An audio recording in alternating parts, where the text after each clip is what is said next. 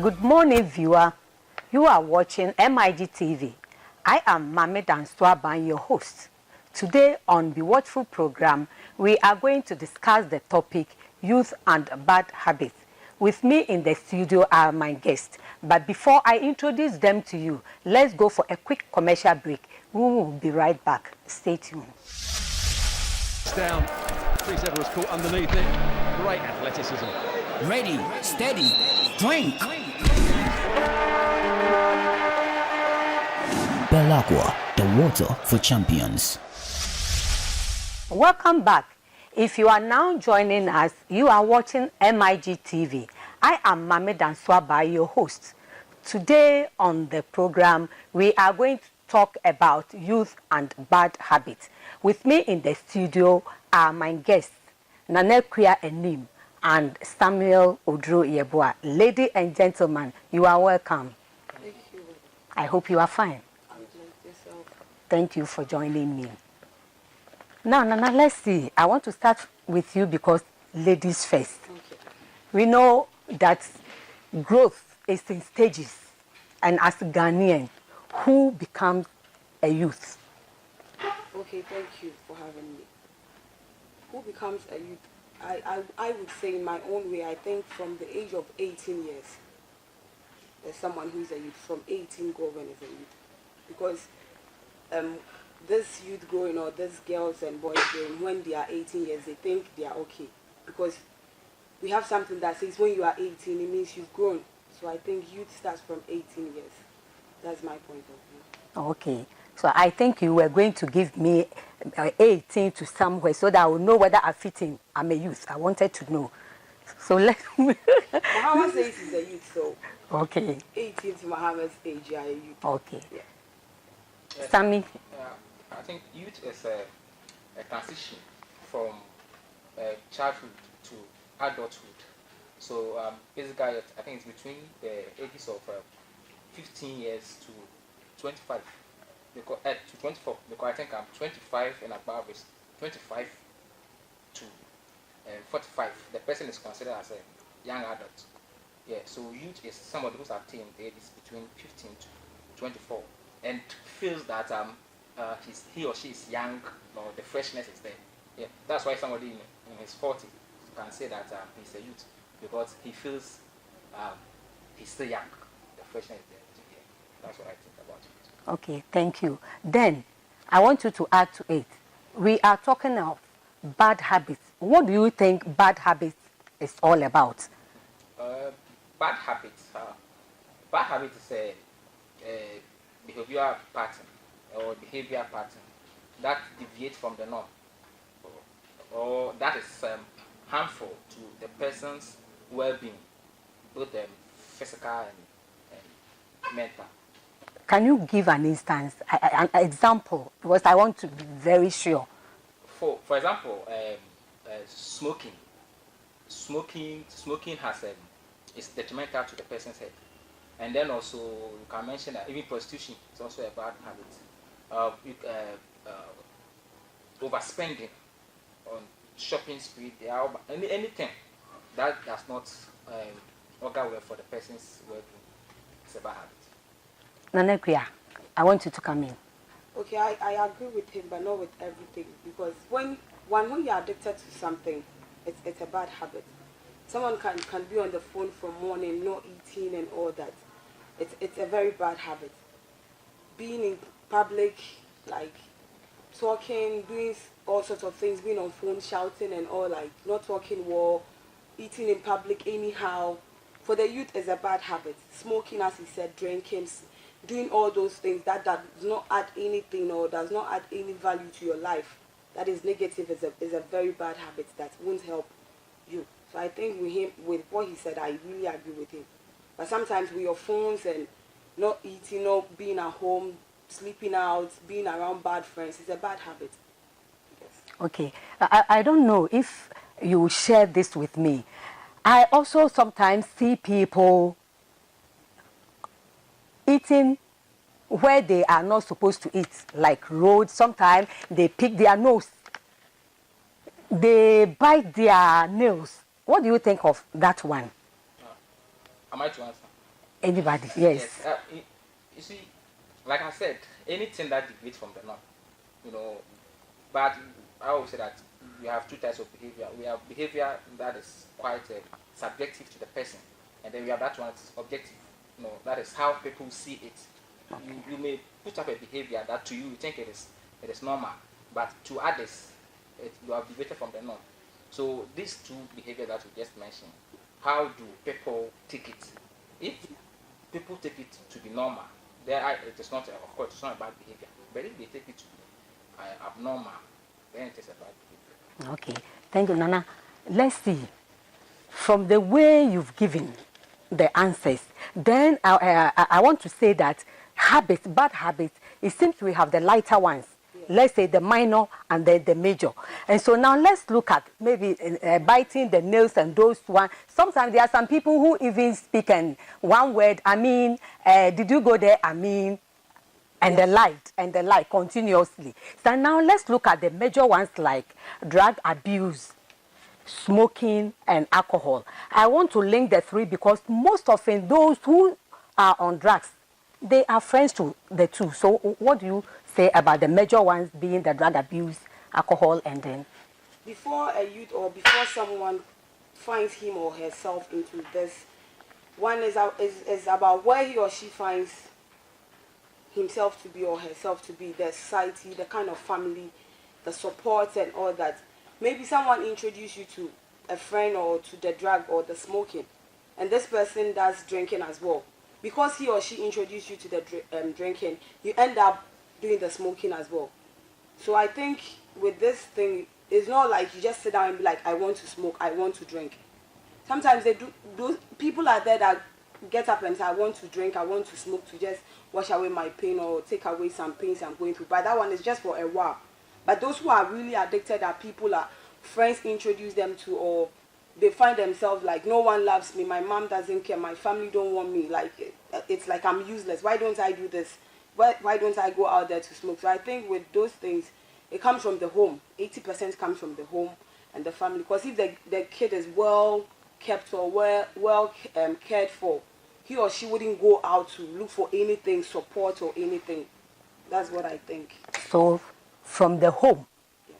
Then and the kind of community you are in, the area. You can be in the Zongo area, but the kind of training your parents will give you will make you exclude or take yourself away from the Zongo lifestyle. You understand me? Okay. Yes, if I'm in the estate and I have friends who are in like the Zongo, I always go to them. So though I live in an estate, but I live my life like a Zongo person. But I'm in a Zongo area, but my mom have given me that training, said you are in Zongo, but it doesn't mean you should behave like one of them. So I see myself, I'm in Zongo, but I live an estate life. So most of it comes from the home.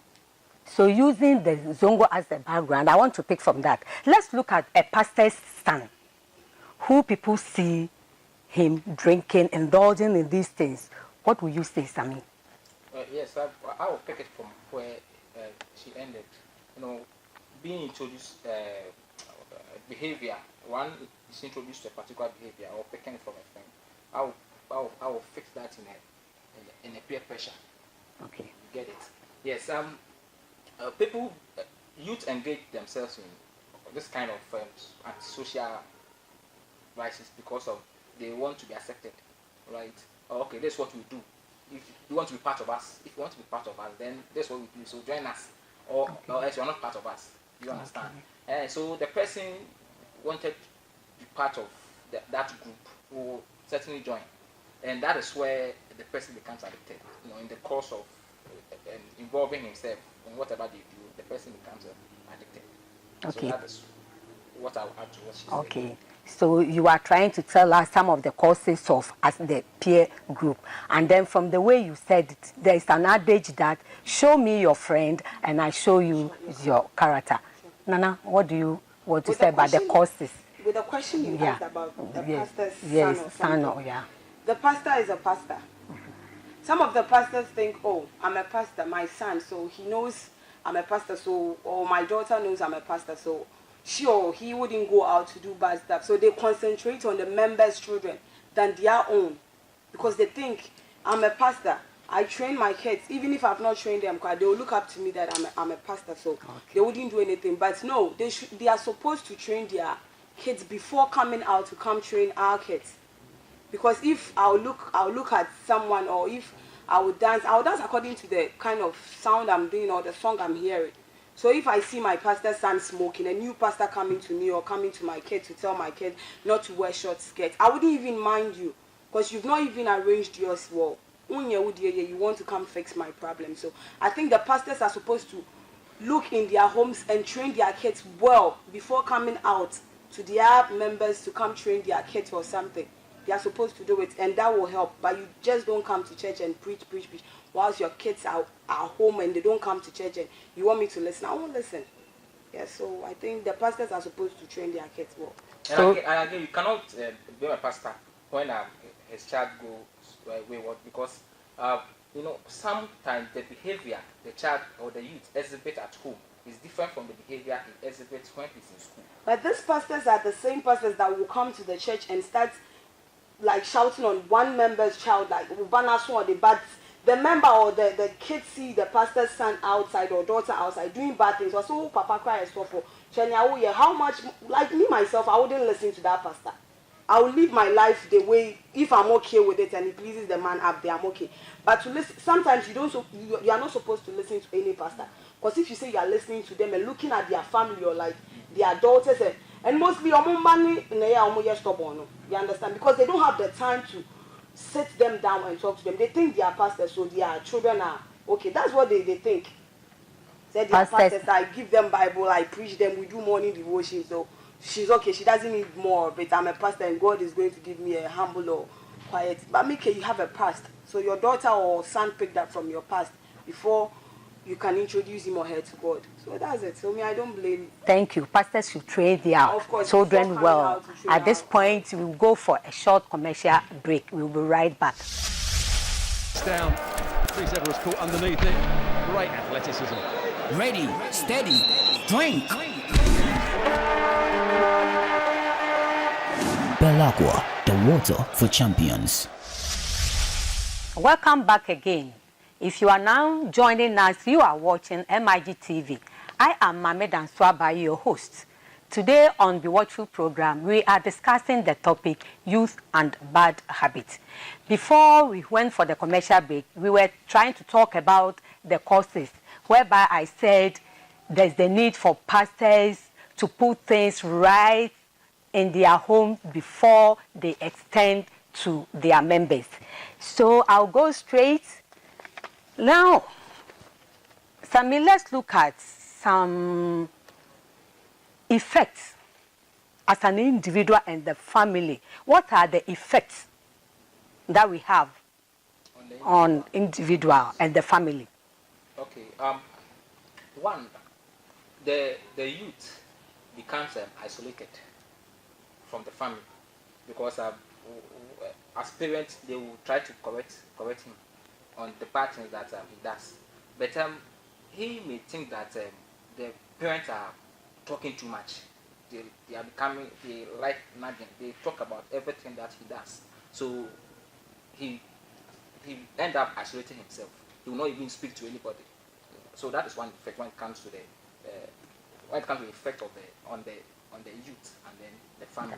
Yes, that blend will be missing. It will not be there. That's one. And then also, normally the youth brings disgrace to the family. For example, if he indulges in prostitution and he becomes pregnant, she becomes pregnant. That one too. For example, if the parents, let's say the father is a pastor, your daughter has become pregnant when you're so serious about pastor. No, the reason that's the example she cited. It's like on pastors, like the pastors, they forget about them, because for them their kids are out. No, Talk about for the pastors, they don't train their kids well. So when they even get pregnant, it is not always the case. For example, if ordinary person, his daughter becomes pregnant when she has not married, it's no news. But when a pastor's daughter becomes pregnant, that is when you know the pastor is not training the kids well. But until that, so let it happen, so we know. You see, we have what we call social sentiment, which is always powerful. how does the society, perceive pastors? They think that they are holy. They, as for them, everything is perfect. That is how the pastors have made us see them. But that's how some of them are. A lot. You Are you a pastor? I'm not a pastor group. But what I'm trying to say is that talking of the effect on the family.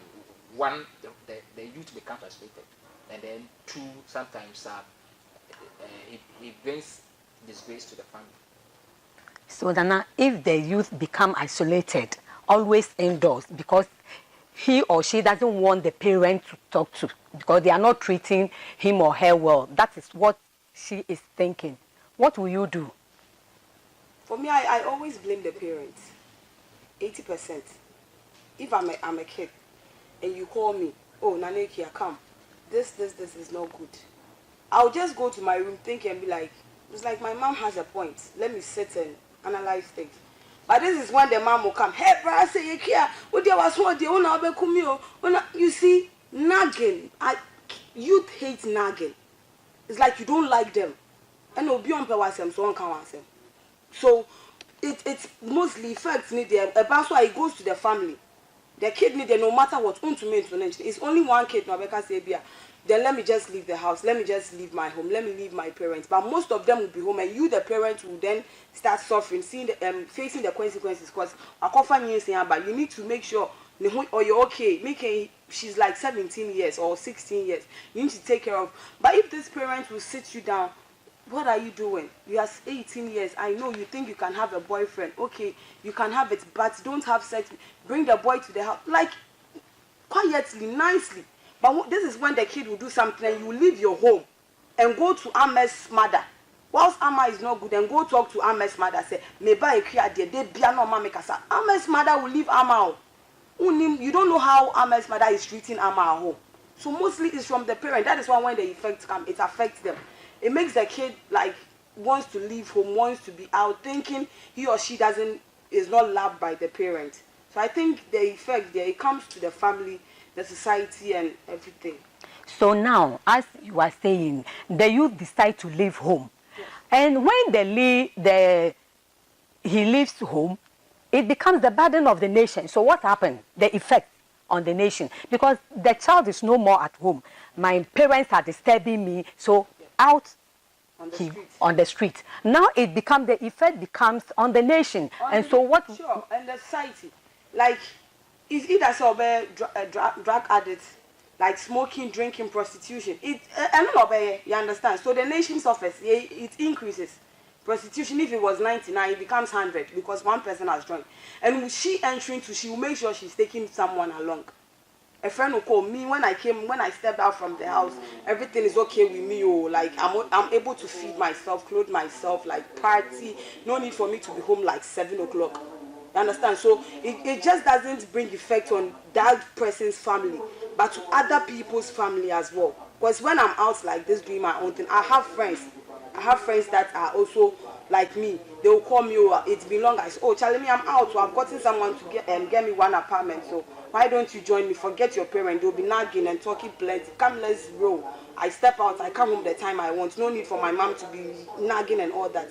So the kid dragged someone's daughter into it. That's it. Yeah, Sammy. Let's say, I know you enjoy playing football in your area. And so these youths are always with you. Then you notice some of them have taken into alcohol and drugs. What advice are you going to give to them? Okay, where I play football, I play football every Sunday. Where I play football, but some guys come there to smoke weed. I see. Oh yes, and when you even advise them, you can't even advise them to stop, because if you try to advise them, they will rather invite you. They will try to invite you that you are invited. You can come and have it. So if I should advise them, more what I would tell them is that they should be aware of the health implication, that it has an effect on their health, and then also when they smoke, they can even be arrested. Apart from the fact that it has what we call health implications, they can also be arrested because our laws do not allow that, to smoke in their home in public. So I only appeal to their conscience so that they take the decision. Nana, your sister, your junior sister, she's so talented that she plays football very well. So she's been selected and she's now in the Black Queen. Now, she came home and you notice that that is what she's been doing because they go for campaigns and other things. What are you going to do to help her? Okay, with the area I grew up with my sister, she saw it. She saw the guys that started smoking, the girls that started doing those things, where it landed them. For with my sister, I'm not really going to be so cool talking to her. I'll just sit her down and ask her some few things. If that's where she wants, and if she wants to go like higher, get to a point people, international stations are going to watch her, then she should stop. But if she wants to come home and try to sell, and I'm going to make her sell on the street to feed herself, she should choose between those two. It's either she comes and stay home and sell and feed herself, or she stops what she's doing, concentrate on her football. I support her. The little I can do, I will do for her. So she goes global. That's what I'll tell her, to choose between the two. And I think at her age and where she is right now, she's going to sit and decide very well. From the way you are talking, then it seems I'm getting the impression that maybe you are taking care of your sister. That is why you give her that option. Yes. Because I went through a lot making sure she gets there. So if she wants all those things to come to nothing now, that's the two things I'll give it to her. If she leaves my house, she goes and feed herself somewhere. But you are now, people watch you on TV, Ghanaian TV. Soon you'll be out there. So if you want to remain in Ghana and sell on the street, fine, I'm cool. Not in my house. But if you want to be that star global, everyone watching you, mentioning your name, you stop those things. That's so, Sammy, your brother, also in the Black Star, what will you do? Well, we learn from examples. So that, like I said, me, I will not, like my sister said, I will not be harsh on him, because normally what causes this drug abuse and other things, some of these things count. When you force them to do what they don't like and other, it's stress. So I will only appeal to his conscience that this is not help you. This is the effect. This is what some people have. Those who engage, some people engage in it some time ago, and this is what landed them. If you have what we call a movie that depicts the effect of drug abuse or bad behavior, you can let him watch it, and he will take a decision, because if he's a youth, my brother, he can take a decision on his own. So I cannot force him. But you see, you said you are not going to be harsh. Don't you think there are some of the youth, if you treat them gently, rubbing the shoulders gently, they don't like it? Don't you know that? Oh, the thing is, if you so you run up for me. But if you force him, like you said, the effect, that's where the effect will come to play. If you force him, he may leave the house. It's just like a lady who is in love. If you try to use force, that I will not let you, the person is, before you are aware, she has packed her things to join the person, to join the man, wherever he is. So in situations like this, we don't use force. It's like I said, you appeal to the person's conscience. The person has a conscience. Appeal to the person's conscience. Like you can let him, you can let a counselor, you can introduce him to a counselor to counsel him. Or like I said, there's a lot of movies that shows effects of that abuse. You can buy some, let him watch. We have what we call pastors who have teach on, sermons. I don't use pastor because of my sister. We have sermons on effects of drug abuse and all that. You can buy. I'll give my brother the chance to watch. These things can correct him.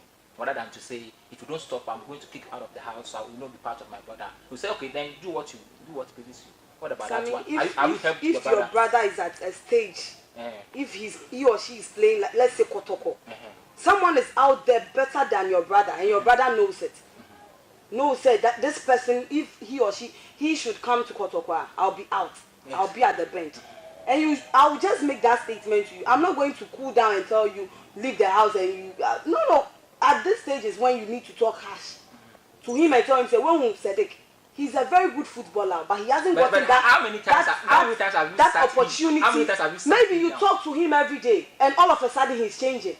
So this is when you tell him, say, have you seen Sadiq out there? Sadiq is a very good footballer. He's like you times 3. So if Sadiq should get this chance you have, that you want to mess it up, Sadiq wouldn't do what you are doing. So sit. And if you do what, I'm not going to beg. Maybe I have the links. I wouldn't take you. I'll move Sadiq. Someone will be able to make you minsu a gua for being so much more. Do you understand? That what you call the best thing to do. It's not the best, but sometimes you need to make the kid know, say, when your opportunity now, try and use it well. Because someone out there needs that opportunity to sleep on it, wake up on it, do everything on that opportunity. But you have it and you are messing it up. You understand? Okay, yeah. But my concern is that sometimes approach to issues counts a lot.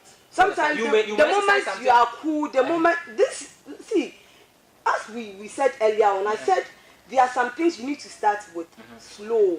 You need to sit the person down. Fine.